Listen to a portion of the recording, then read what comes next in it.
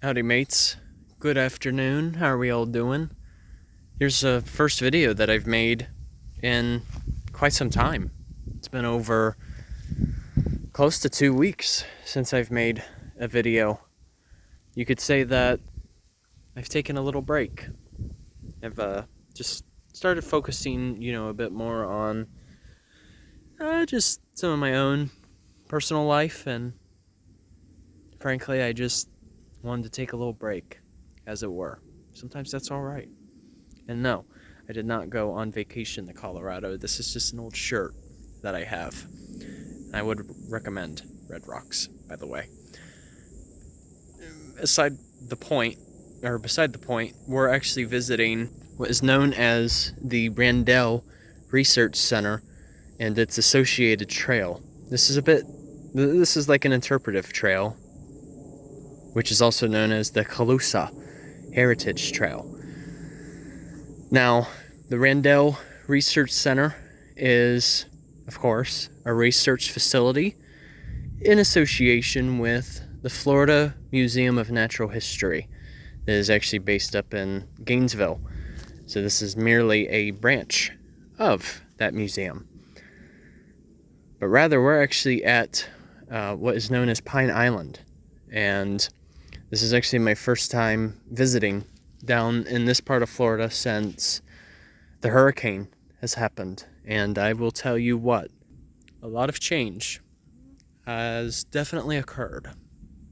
Just from driving through and whatnot. There's still a lot of work that needs to be done out here in terms of contracting work. It's unfortunately still looking pretty rough out here. And Pine Island was one of the worst impacted areas from the hurricane back in September.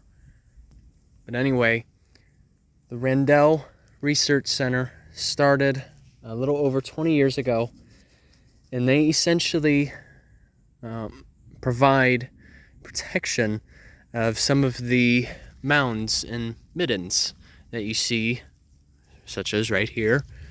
And there's another one that's actually further down the trail, but a portion of it is unfortunately closed just because, of course, from the hurricane.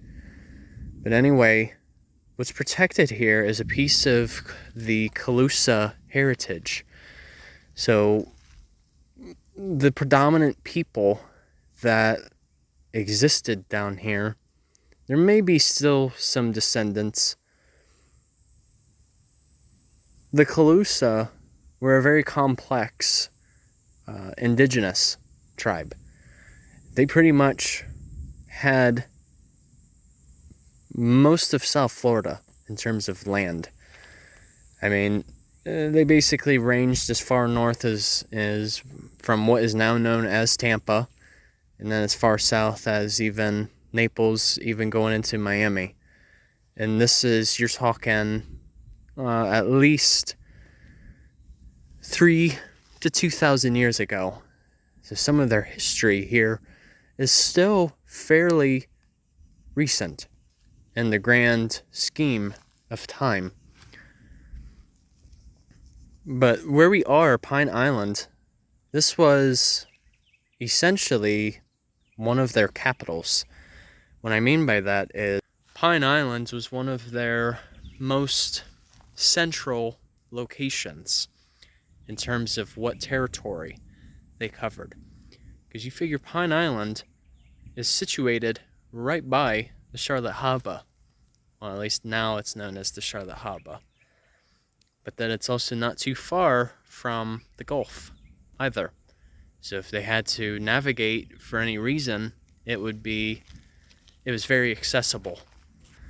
There's a portion of this trail where you are on a mound and you get to see the harbor, but unfortunately, it is closed.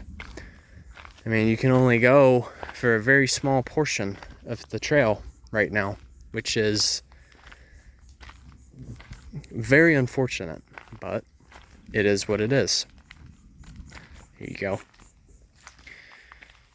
They were the type of people who really used this land to its full potential.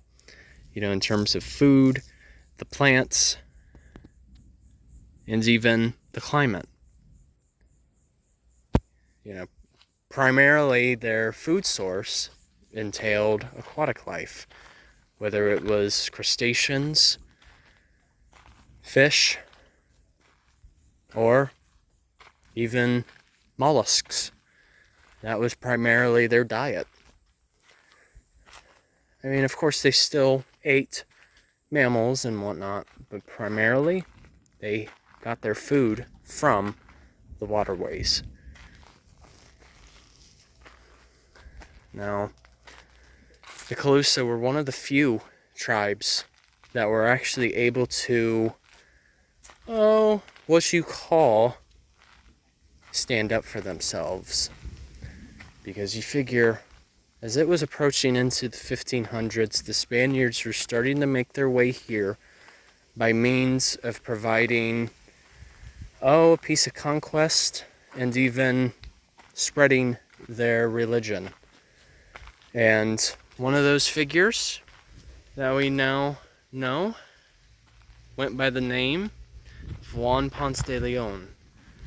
He was one of those Spaniards who was trying to conquer or establish colonies here in this part of South Florida. But of course he was met with much resistance. You figure that was back in 1513. De Leon was unsuccessful, so he came back 8 years later, and he was unsuccessful again. You figure word was able to spread because of how much territory they covered. So of course they were already familiar with individuals such as the infamous Christopher Columbus. Even though Christopher Columbus, from what I know of, he never came to Florida whatsoever. He was actually very bad at navigating. The point is, since they already knew of some of their enemies, they already knew how to prepare for it.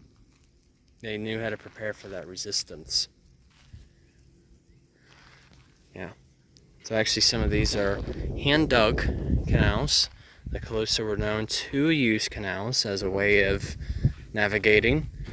I mean, another giveaway as to knowing that the canals were man-made is the fact that they're straight. Natural canals never follow a straight path. Or if they do, it's only for a very short stint. And you can only imagine how difficult that must have been, considering removing the mangroves and whatnot. I could only imagine the smell of the sulfur dioxide. Yeah, if the Calusa were to do that in modern day, they would probably face hefty jail time. Just because with mangroves you need to have permitting. Got a storm on its way. But anyway, eventually as it got into the 1700s, so fast forward a couple hundred years, the British were starting to make their way here, and it was essentially them who brought over different diseases. Because really, is what ultimately minimized the Calusa that inhabited here, aside from relocating to parts of Cuba. It was disease that was the ultimate killer of it all. Just because, European disease was brought over, so the indigenous people, they had no immunity to those diseases. And so they essentially had to succumb to that. Here's another little piece. And it wasn't only disease, it was also slavery and even warfare, too, for another. I will say, it does make one thankful that you were born during the 2000s or even in the 1900s, Because if you were born a few hundred years earlier than that, life would have been much harder. And unfortunately, it was very much more cruel, too, in terms of like torture methods, slavery, you name it. Hey, no way to sugarcoat it. Humans are barbaric. At least back then.